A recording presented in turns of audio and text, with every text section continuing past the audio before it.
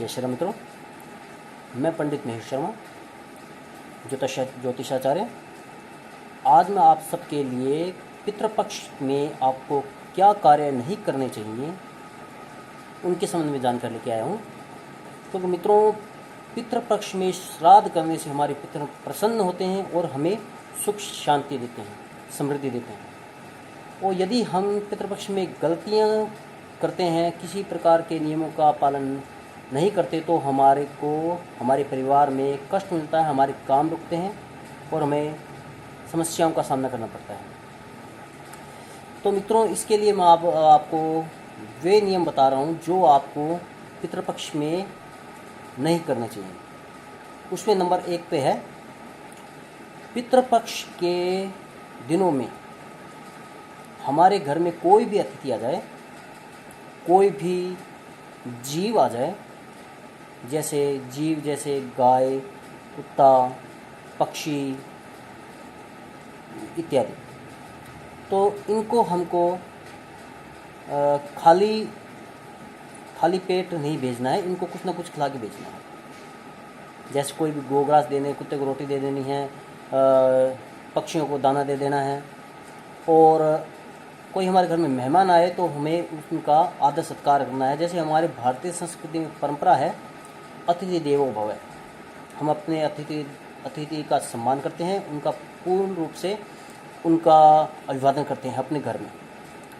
तो हमें वैसा करना चाहिए, क्योंकि ये माना जाता है कि पितृपक्ष के दिनों में हमारे पितर किसी भी रूप में हमारे घर में आ सकते हैं, चाहे वो किसी इंसान का रूप हो या किसी पशु पक्षी, गाय, कुत्ते या किसी का भी रूप हो। यहाँ तक ऐसे भी हो सकता है कि हमारे घर के दूर कोई जिनको हम बस सामान्य 1-2 बार मिले हैं, उनके रूप में भी हमारे घर में आ सकते हैं। तो हमें इस बात का ध्यान रखना है, कोई भी हमारे घर में व्यक्ति कोई भी आ जाए, गाय, पशुपति, कुत्ते आ जाएं, तो किसी भी हालत में उनको बिना कुछ खिलाए नहीं जाने देना है। उनको कुछ ना कुछ खिलाना है, उन्हें कुछ ना कुछ कोई चीज़ आपको अर्पण करनी है उनके दे के। नंबर 2 है, पितृपक्ष के दिनों में आपको एक तो शराब का सेवन बिल्कुल नहीं करना है, मांस का भी सेवन आपको नहीं करना है, क्योंकि पितृपक्ष हमारे पितरों के निमित्त एक दिन होता है, एक ऐसा समय होता है जब हमारे पितर हमारे घर पे आते हैं। तो पितर हमेशा सात्विक भोजन ही, सात्विक पेय पदार्थों का सेवन करते हैं, और वह यह भी चाहते हैं कि ये हमारे घर पे जब भी हम हमारे घर वालों के, परिवार वालों के घर में जाएं, तो ये कोई तामसिक चीज़ों का उपयोग ना करें। और उसमें हमारे अंदर भी यह सामान्य सी सोच हमारे अंदर ये होनी चाहिए कि कम से कम श्राद्ध पक्षों में तो शराब और मांस खाने से बचें आप, क्योंकि यदि आप ऐसा करते हैं तो इससे भी हमारे पितर नाराज होते हैं। तीसरा बिंदु है, हमारे पितृपक्ष के दिनों में हमें कुछ चीज़ें खाद्य पदार्थ के रूप में उपयोग नहीं करनी है। पहले, जैसे चना, मसूर, सरसों का साग, बूंदी, काला नमक, लौकी, खीरा, इनका उपयोग आप भोजन में नहीं करना है। पितृपक्ष के दिनों में आपको बिल्कुल नहीं करना है।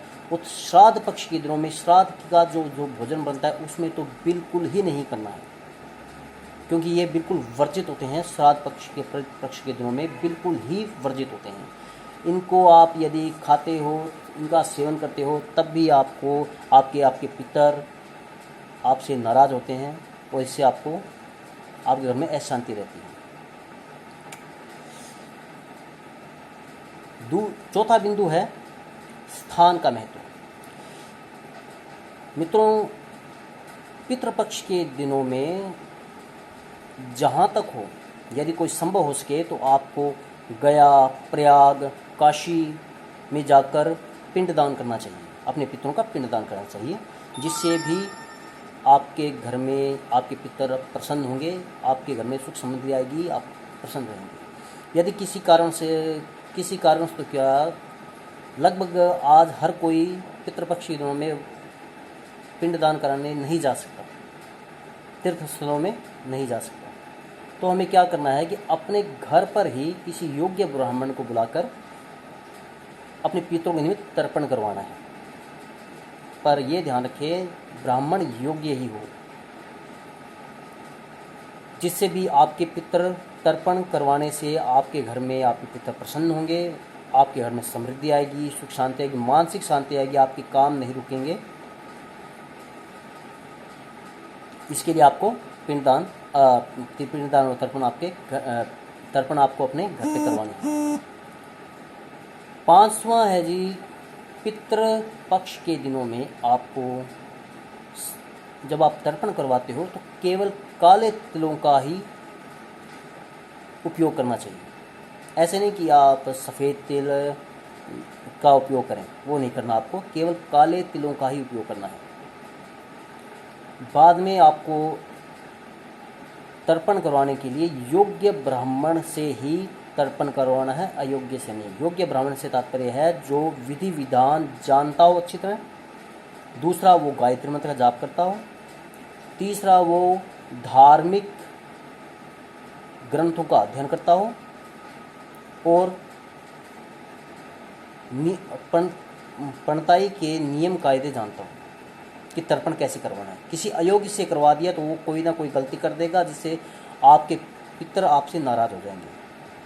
ये आपको नहीं करना है, योग्य ब्राह्मण से करवाना है। अंतिम है श्राद्ध। अपने पितृपक्ष के दिनों में आपको किसी प्रकार की कोई भी नई वस्तु नहीं लेके आनी। नई वस्तु किससे तात्पर्य है, जैसे कोई गाड़ी, नए कपड़े, नई कोई सामग्री, वो नहीं लेके आनी। केवल खाद्य सामग्री, पेय पदार्थ वो आप ला सकते हैं, बाकी आपको कोई भी नई वस्तु अपने घर में नहीं लेके आनी। क्योंकि पितृपक्ष एक शोक पक्ष होता है, शोक दुख का समय होता है वह, कि हम अपने पितरों को याद करते हैं, उस समय दुख का समय होता है। तो उस समय हमें कोई ऐसी कोई प्रसन्नता नहीं है कि हम कोई नई वस्तु लेके आएँ, गाड़ी लेके आए, नए कपड़े लेके आए, वो आपको नहीं लाने लिए। यदि आप लेके आते हो तो उससे भी आपके पितर आपसे नाराज़ होते हैं, आपको इससे कष्ट मिलेगा। तो मित्रों, इस प्रकार ये कुछ बिंदु मैंने आपको बताए हैं, इनका आप पालन कीजिए, इनका ध्यान रखिए, और जिससे आपके पितर आपसे संतुष्ट हों, आपके घर में सुख शांति हो। क्योंकि मित्रों, ज़्यादातर ये होता है कि हम अपने पितरों का सही तरह से तर्पण नहीं करवाते, श्राद्ध के समय उनका श्राद्ध ढंग से नहीं निकालते, योग्य ब्राह्मण को हम नहीं बुलाते, जो खाद्य पदार्थ हमको नहीं खाने चाहिए वो हम खाते हैं, मांस मदिरा का सेवन करते हैं, जिससे हमारे पितर हमसे नाराज़ होते हैं।